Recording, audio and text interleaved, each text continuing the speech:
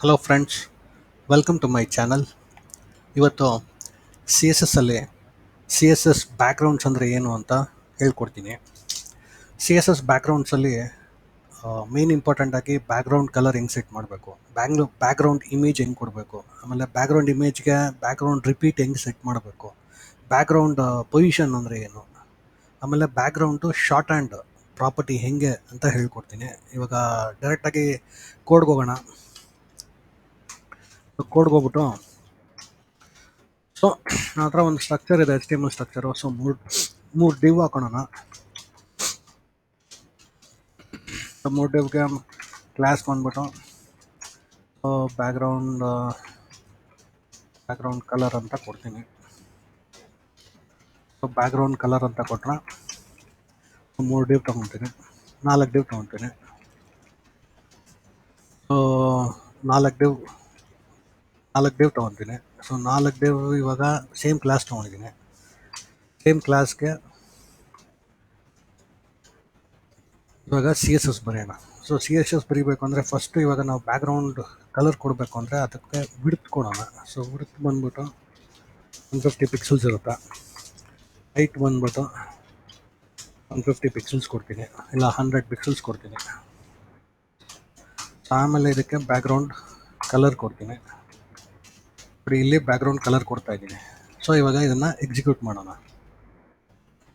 So ಇದನ್ನು execute ಮಾಡಿದ್ರೆ ಎಲ್ಲ ಲೈನ್ ಬೈ ಲೈನ್ ಬರ್ತದೆ, ಕೆಳಗಡೆ ವರ್ಟಿಕಲಿಯಾಗಿ ಬರ್ತದೆ. ಸೊ ನನಗೆ ಇವಾಗ ಇದನ್ನು ಹೊರಿಸಾಂಟಲಿ ಬರಬೇಕು ಎಲ್ಲ ಡಿವನ್ನು. ಸೊ ಅದಕ್ಕೆ ನಾನು ಡಿಸ್ಪ್ಲೇ ಇನ್ಲೈನ್ ಬ್ಲಾಕ್ ಕೊಡ್ತೀನಿ. ಸೊ ಡಿಸ್ಪ್ಲೇ ಇನ್ಲೈನ್ ಬ್ಲಾಕ್ ಕೊಟ್ಟಿರ್ತಕ್ಕ ಏನಾಗುತ್ತೆ, ಎಲ್ಲ ಹೊರಿಸಾಂಟಲಿ ಡಿವ್ ಪಕ್ಕ ಡಿವ್. ಸೊ ಎಲ್ಲ ಡಿವ್ ಹೊರಿಸಾಂಟಲಿ ಪಕ್ಕದಲ್ಲೇ ಬರ್ತಿದೆ. ಸೊ ಬ್ಯಾಕ್ಗ್ರೌಂಡ್ ಕಲರ್ ಕೊಡೋದು ಗೊತ್ತಾಯ್ತಲ್ಲ ಫ್ರೆಂಡ್ಸ್.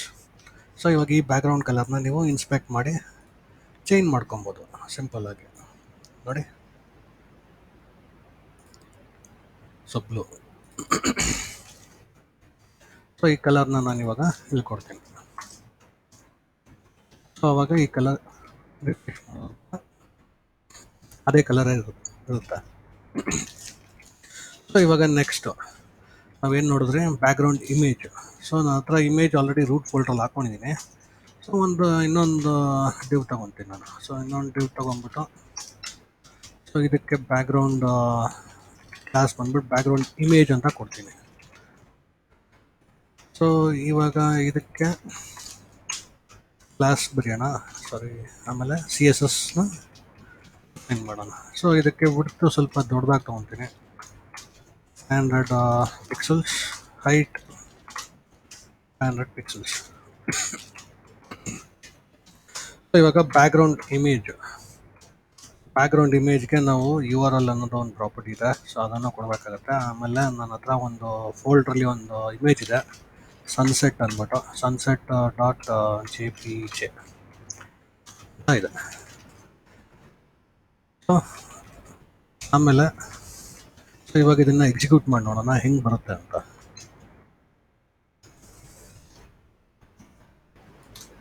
ಸೊ ಇಮೇಜ್ ಬರ್ತಿದೆ. ಸೊ ಇಮೇಜು ಒಂಥರ ಇದು ಸ್ವಲ್ಪ ಇಮೇಜ್ ದೊಡ್ಡದಾಗಿದೆ. ಸೊ ಇದನ್ನು ಸ್ವಲ್ಪ ಚಿಕ್ಕದಾಗಿ ಮಾಡೋಣ. ಸೊ ಚಿಕ್ಕದಾಗಿ ಮಾಡಬೇಕು ಅಂದರೆ ಬ್ಯಾಕ್ಗ್ರೌಂಡಲ್ಲಿ ಇನ್ನೊಂದು ಪ್ರಾಪರ್ಟಿ ಇದೆ. ಸೊ ಬ್ಯಾಕ್ಗ್ರೌಂಡ್ ಸೈಜ್ ಅಂತ ಇದೆ. ಸೊ ಬ್ಯಾಕ್ಗ್ರೌಂಡ್ ಸೈಜ್ ಇವಾಗ ನಾನು 100 ಪಿಕ್ಸಲ್ಸ್ ಬೈ 100 ಪಿಕ್ಸಲ್ಸ್ ಅಂತ ಕೊಡ್ತೀನಿ. ನೋಡಿ, ಇದು ಇವಾಗ ಚಿಕ್ಕ ಇಮೇಜ್ ಆಗುತ್ತೆ.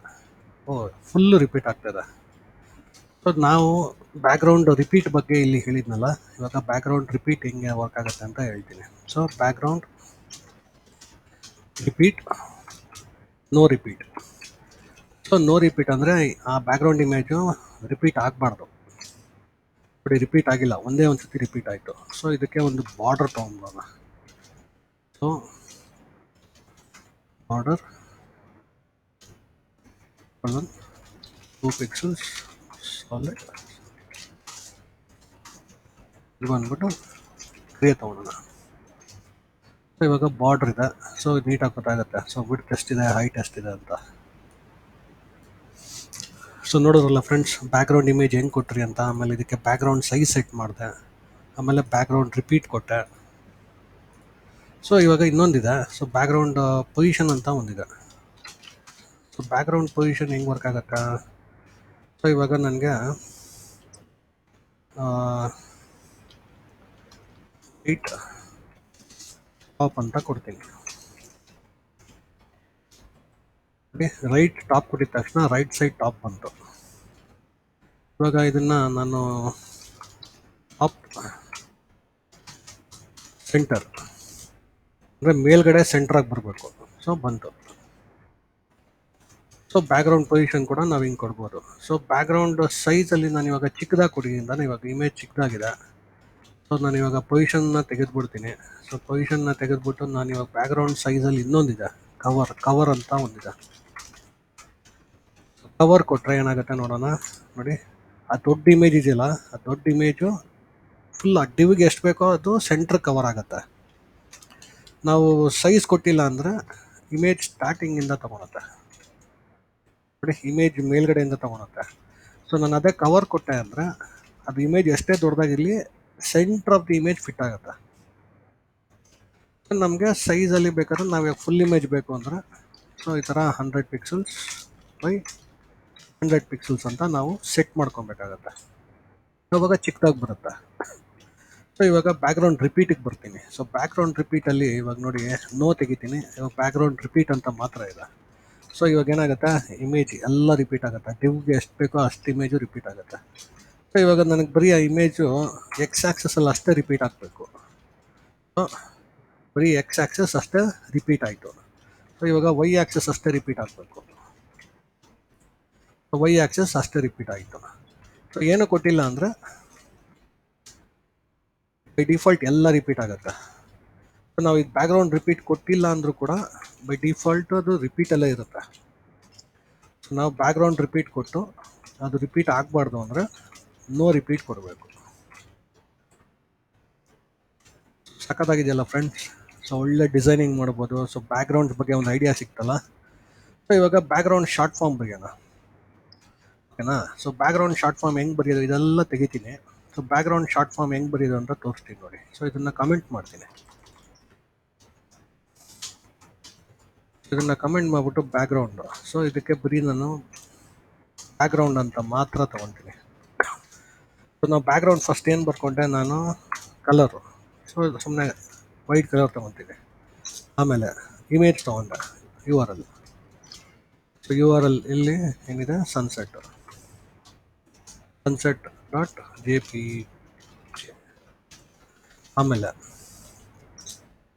So no repeat. ಆಮೇಲೆ ಪೊಸಿಷನ್ ಟಾಪ್ ಸೆಂಟರ್. ಇದನ್ನು ಎಕ್ಸಿಕ್ಯೂಟ್ ಮಾಡಿ ನೋಡೋಣ ಹೆಂಗೆ ಬರುತ್ತೆ ಅಂತ. ನೋಡಿದ್ರಲ್ಲ, ಶಾರ್ಟ್ ಫಾರ್ಮಲ್ಲಿ ಹಿಂಗೂ ಕೂಡ ಬರ್ಕೊಬೋದು. ಸೊ ಇಲ್ಲಿ ಬೇಕಾದ್ರೆ ನೀವು ಸೈಜ್ ಕೊಟ್ಕೊಬೋದು. ಸೊ ಬ್ಯಾಕ್ಗ್ರೌಂಡ್ ಸೈಜ್ ಕೊಟ್ಕೊಂಡು 200 ಪಿಕ್ಸೆಲ್ಸ್ 250 ಪಿಕ್ಸೆಲ್ಸ್ ನೋಡಿ, ಈ ಥರ ಬರುತ್ತೆ. ಸೊ ನಾನು ಇದಕ್ಕೆ ಇವಾಗ ಬಾರ್ಡರ್, ಮತ್ತು ಎಲ್ಲಿದೆ ಬಾರ್ಡರು, ಸೊ ಇದನ್ನು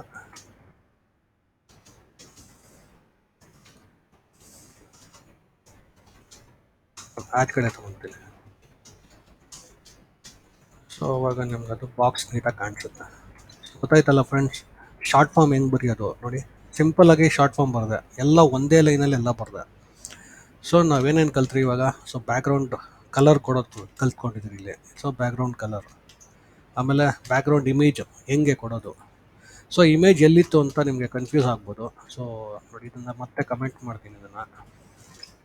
ಇದನ್ನು ಕಮೆಂಟ್ ಮಾಡಿಬಿಟ್ಟು ನಿಮಗೆ ನೀಟಾಗಿ ಮತ್ತೆ ಹೇಳ್ತೀನಿ. ಈ ಬ್ಯಾಕ್ಗ್ರೌಂಡ್ ಇಮೇಜು ನನ್ನ ಹತ್ರ ರೂಟ್ ಫೋಲ್ಡ್ರಲ್ಲೇ ಇತ್ತು. ಸೊ ಸನ್ಸೆಟ್ ಅಂತ ಇಲ್ಲೊಂದು ರೂಟ್ ಫೋಲ್ಡ್ರಲ್ಲೇ ಇತ್ತು ನನ್ನ ಹತ್ರ. ಸೊ ಅದಕ್ಕೆ ನಾನೇನು ಪಾತ್ ಕೊಟ್ಟಿಲ್ಲ. ಸೊ ಡೈರೆಕ್ಟಾಗಿ sunset.jpg ಅಂತ ಕೊಟ್ಟಿದ್ದೀನಿ. ಸೊ ನಾನು ಇವಾಗ ಎಕ್ಸಿಕ್ಯೂಟ್ ಮಾಡಿದಾಗ ಹಿಂಗೆ ಬರುತ್ತೆ. ಬ್ಯಾಕ್ಗ್ರೌಂಡ್ಸ್ ಬಗ್ಗೆ ಕ್ಲಿಯರಾಗಿ ಗೊತ್ತಾಯ್ತಲ್ಲ ಫ್ರೆಂಡ್ಸ್. ಸೊ ಹೆಂಗೆ ಬ್ಯಾಕ್ಗ್ರೌಂಡ್ ಇಮೇಜ್ ಸೆಟ್ ಮಾಡೋದು, ಬ್ಯಾಕ್ಗ್ರೌಂಡ್ ಕಲರ್ ಕೊಡೋದು, ಆಮೇಲೆ ಬ್ಯಾಕ್ಗ್ರೌಂಡ್ ರಿಪೀಟ್ ಹೆಂಗೆ ಯೂಸ್ ಮಾಡೋದು, ಬ್ಯಾಕ್ಗ್ರೌಂಡ್ ಪೊಸಿಷನ್ ಹೆಂಗೆ ಕೊಡೋದು. ಸೊ ಈ ವಿಡಿಯೋ ಇಷ್ಟ ಆದರೆ ಲೈಕ್ ಮಾಡಿ, ಶೇರ್ ಮಾಡಿ, ಸಬ್ಸ್ಕ್ರೈಬ್ ಮಾಡಿ, ಮತ್ತು ಆ ಪಕ್ಕದಲ್ಲಿರೋ ಬೆಲ್ ಐಕಾನ್ನ ಕ್ಲಿಕ್ ಮಾಡಿ.